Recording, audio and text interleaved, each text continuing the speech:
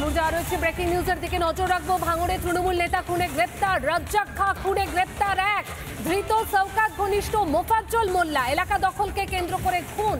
বৃহস্পতিবার রাতে খুন হন রাজ্জাক খাঁ। গুলি করে ধারালো অস্ত্র দিয়ে কোপ মেরে খুন করা হয়। খুনের তদন্তে নেমে গ্রেপ্তার মোফাজ্জল। এই মোফাজ্জলকে আটক করে জিজ্ঞাসাবাদ করা হচ্ছিল।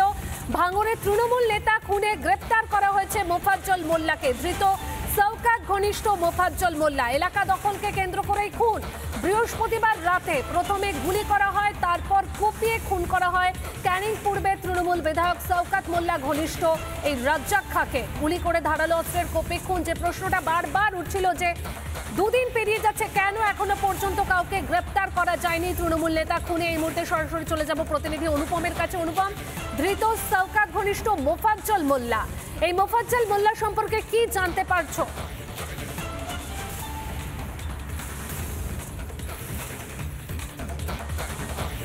দেখো, তোমায় জানিয়ে রাখি 72 ঘন্টা পর অবশেষে একজনকে গ্রেপ্তার করলো পুলিশ, যার নাম মোফাজ্জল মোল্লা। এই মোফাজ্জল শওকত মোল্লার ঘনিষ্ঠ। এমনকি ঘটনার দিন বৃহস্পতিবার রাতে যখন ঠিক এই জায়গায় শওকত মোল্লা এসেছিলেন ঘটনাস্থলে, সেই সময় শওকত মোল্লার পেছনে মোফাজ্জলকে দেখা গিয়েছিল। এই মোফাজ্জল মোল্লা 2023 সালের পঞ্চায়েত নির্বাচনে তৃণমূল কংগ্রেসের প্রার্থী হয়, কিন্তু তিনি হেরে যান। রাজ্জাকও প্রার্থী হয়। মোফাজ্জল মোল্লার আগে রাজ্জাক কিন্তু শওকত মোল্লার নজরে পড়ে। সংগঠক বলে শওকত মোল্লা রাজ্জাককে 9টা বুথের দায়িত্ব দেয়। এমনকি বিজয়গঞ্জ বাজারের দায়িত্ব পর্যন্ত রাজ্জাককে দিয়ে দেন শওকত মোল্লা। আর এই রাজ্জাকের উত্থানটাই কি ভালো চোখে দেখতে পারেনি এই মোফাজ্জল মোল্লা? রাজ্জাক এবং মোফাজ্জলের মধ্যে কি একটা ঠান্ডা লড়াই ছিল? সেই কারণেই মোফাজ্জল রাজ্জাককে পৃথিবী থেকে সরিয়ে দিয়ে এলাকা দখল করতে চাইছিল। এই প্রশ্নটা ঘোরাফেরা করছে এবং তোমায় দেখাবো যে এই মুহূর্তে এখনও পর্যন্ত পুলিশ কিন্তু এখানে পোস্টিং রয়েছে। এই মোফাজ্জল সম্পর্কে যেটা আমরা খবর পাচ্ছি যে একদিকে রাজ্জাক যেমন শওকত মোল্লার ঘনিষ্ঠ, মোফাজ্জলও শওকত মোল্লার ঘনিষ্ঠ। আর শওকত মোল্লা প্রথম দিন যে খবর তিনি দিয়েছিলেন যে এই গোটা ঘটনার পেছনে আইএসএফ যুক্ত রয়েছে, আজকে এই গ্রেপ্তারের পর সেই খবর কার্যত একেবারে নস্যাৎ হয়ে গেল। অর্থাৎ তৃণমূল কংগ্রেস খুনের নেতা খুনের ঘটনায় সেই তৃণমূলের যোগ, অর্থাৎ তৃণমূলকে এই মুহূর্তে খুন করছে।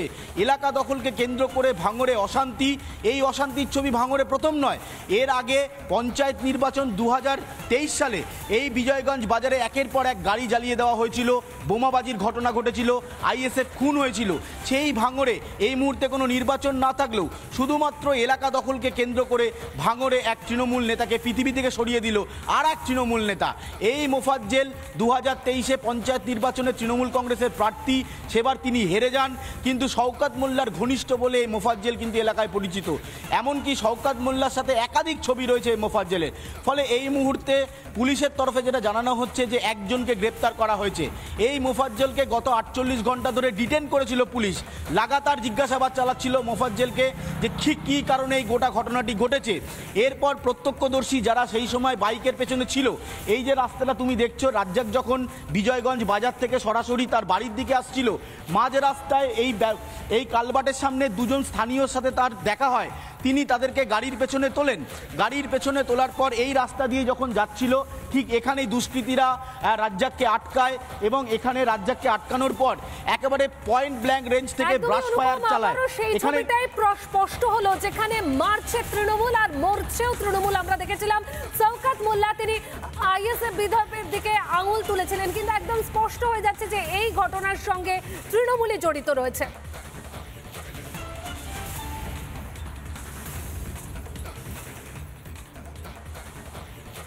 কেন খুন হলেন ভাঙড়ের এই তৃণমূল নেতা রাজ্জাক খাঁ? এখনো তার রহস্যভেদ করতে পারেনি মমতার পুলিশ।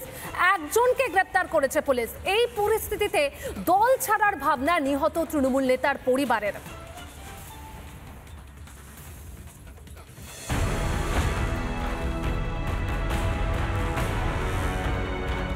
নিজের এলাকাতেই গুলিতে ঝাঁঝরা রাজ্জাক খান।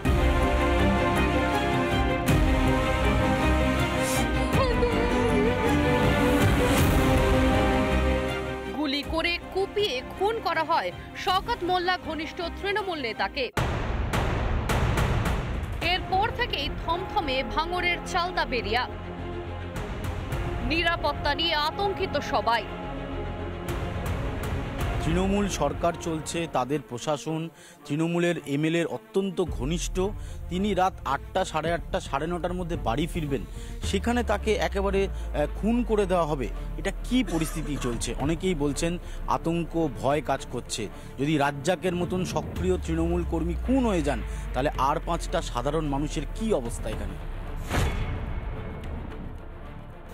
এটা যেটা জানি না, আমরা তো রাজনীতি থেকে দূরে, ও রাজনীতি করতো, আমরা অনেক দূরে আছি সব, বুঝেছেন? আমরা এই প্রথম নয়, এর আগেও একাধিকবার উত্তপ্ত হয়েছিল ভাঙড়। যে খালের পাড় থেকে রাজ্জাক খাঁয়ের দেহ উদ্ধার হয়, 2 বছর আগে পঞ্চায়েত ভোটের সময় সেই রাস্তাতেই বোমাবাজি হয়েছিল।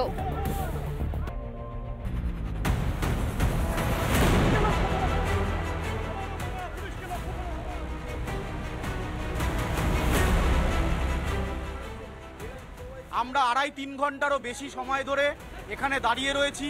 বোমের শব্দ, গুলির শব্দ, মুহুর মুহুর বোম পড়ছে, গুলি পড়ছে, গুলির আওয়াজ শুনতে পাচ্ছি।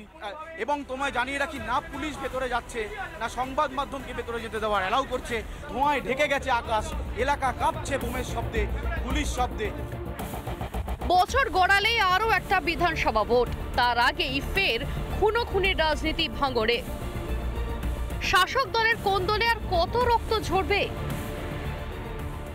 ভাইকে যারা খুন করেছে, আমরা চাই প্রশাসন তার উপযুক্ত সাজা দিক, তার ফাঁসি হোক। যারা এই কাজে জড়িত তারা যেন প্রত্যেকে যেন ফাঁসি হয়, আমরা এটা দাবি করছি। আমরা বুঝতে পারছি না কেসটা কি হলো, কি জানো মারা হলো। আমাদের পুলিশ সঠিক তদন্ত করুক, তদন্ত করলে নিশ্চয়ই বেরিয়ে আসবে এর পিছনে কারা আছে, কাদের হাত আছে না আছে।